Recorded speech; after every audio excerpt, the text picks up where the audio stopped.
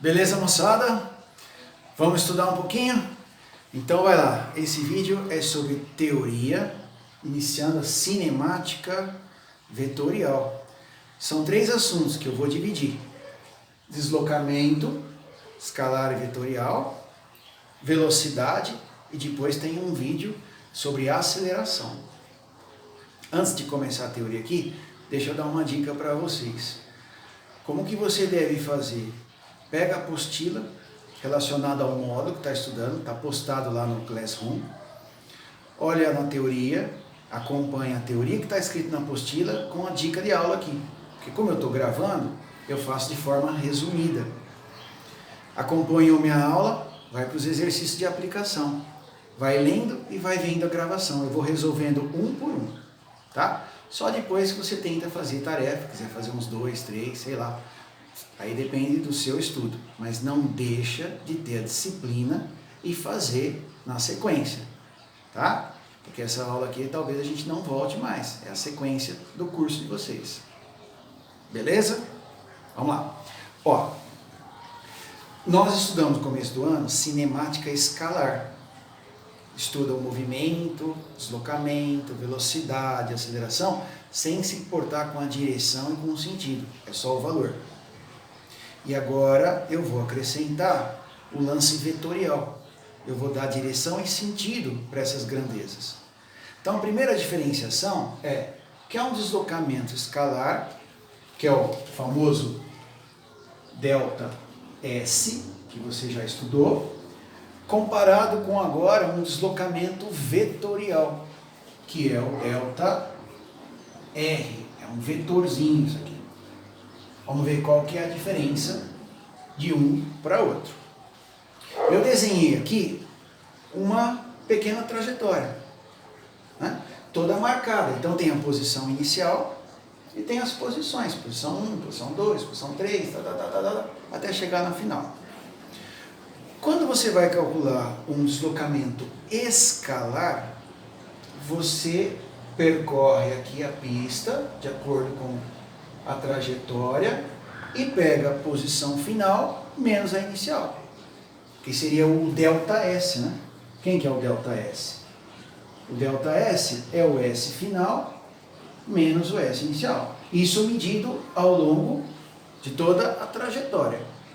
Você já estudou isso. Agora, o vetor de deslocamento, ele não leva em conta a trajetória. Ele leva em conta apenas a posição inicial e a posição final. Então vai acabar dando diferente. Quer ver? Eu vou fazer um traçado aqui com uma reguinha. Qual que seria o meu delta R, deslocamento vetorial? Eu pego o vetor que liga o ponto de partida com o ponto de chegada. Esse seria o vetor delta R. Entenderam o resuminho?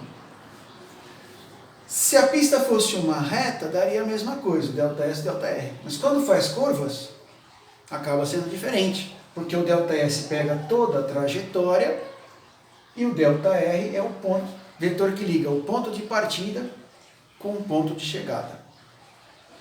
Beleza, esse vetor aqui, o que ele tem? Módulo, direção, sentido. Módulo é o tamanho dele, é o valor, seguido da unidade. Então, por exemplo, daria 10 metros, um exemplo. Direção é a linha, no caso aqui é uma direção, por exemplo, diagonal. E o sentido para onde aponta. Tá ok? Aí você poderia fazer, dependendo, montar um plano cartesiano, X, o eixo Y, o eixo X, ele seria aqui o primeiro quadrante. Aí tem as lanças de quadrante, pode ser norte, sul, nordeste, depende do que você tem como referencial no exercício. Feito isso, deslocamento, tanto escalar como vetorial, você tem agora as velocidades respectivas. A escalar, velocidade média, você já aprendeu. É só fazer o delta S pelo delta T. Você vai pegar o percurso aqui desenvolvido. E a velocidade agora, novidade, velocidade média vetorial, você vai pegar, ao invés de usar o delta S, você vai usar o ΔR sobre o ΔT. Aí você vai calcular a velocidade vetorial média. Tá ok? Então, depende do exercício pergunta, você tem que ficar atento para saber se ele quer a escalar ou a vetorial. Você vai ver alguns exemplos aí na sequência. Tá joia?